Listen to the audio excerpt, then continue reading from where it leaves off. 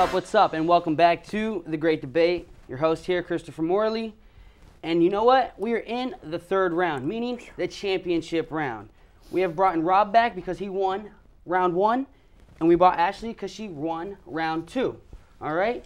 You guys need to really argue because you're going to get these keys to a random professor's car, okay?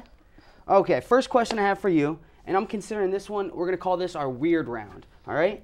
Would you guys rather live with no arms or no legs? You first. Me first? Yeah. I would rather have no legs. Okay. I've seen plenty of no-legged individual walking around on their arms, just walking around, and I would personally love to do that. Have you seen that episode of Tosh.0 where he had the girl with no arms on there? No, what happened? She did everything with her toes. Her toes were her fingers. I saw that actually. I did see that. And his hands were his feet. I would call that barely an argument. And you know what? He'd have awesome strength arms. You would just have regular legs and no arms. Well, okay, even with regular legs, this is how it goes. Like, if you were to go to an, annoying aunt's house or relative and she went to go hug you, you wouldn't even have to, you could avoid those awkward situations. You could avoid waving to people, in the hallway that you don't want to wave to. Ooh, that's pretty good. I don't know if I could top that. You might have to do it. You're saying you don't want legs if you had to choose. What? You don't ever want to walk again, run, play sports? No, I'd run on my hands the whole time. I mean, that'd be impressive. Could you imagine the guns I'd have? He would have some guns. They would be the size of my thighs, because they'd be my thighs. And you'd rather go with no arms completely? Yeah. That would be tough, though. You could have people cook for you. You could devote your life to track. As a man, I couldn't live without hands. That's very true. I guess men do work with their hands, but. Very true. He hits on a very good point there. Thank you. Anyways, you sick bastard. All right, I'm gonna have to, that's a tough one. I don't even know what I would rather have. I guess I'm gonna have to go with Ashley and not have any arms. Because the Tosh.0, yeah, she did everything with her feet. She was born that way, and she did everything just fine. So 1 point to her, and we're going to go into the second round, okay? Or the second question, I apologize. Ashley, would you rather be deaf or would you rather be blind? I would rather be blind. Blind? Yeah. And why? Because your hearing is going to, become so much sharper. You don't have to, see the ugly things in this world, I don't know, You'd still have to hear the ugly things in the world. Yeah, you could cover your The news has audio.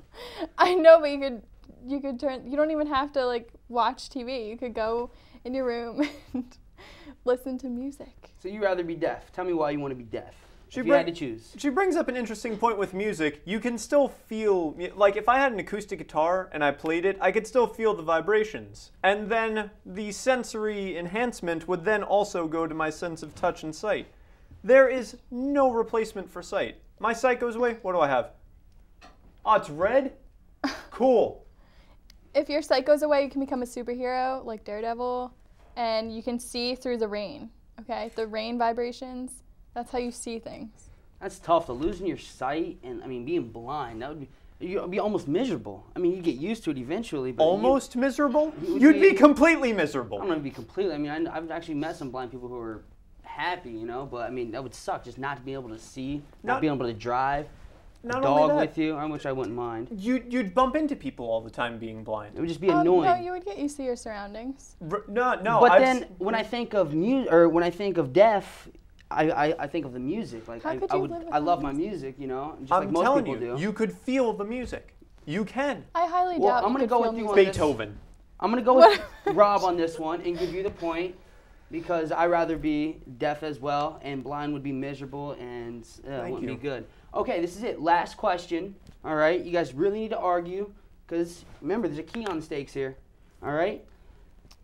Do you guys prefer slides or swings? Swings. I'm sorry, say that one more time. Slides. Slides. Slides. All right. Well, tell me why. I have one word for you. Water. I have 2 words for you. Tire, playground, Tarzan. That's 3 words. 3 words.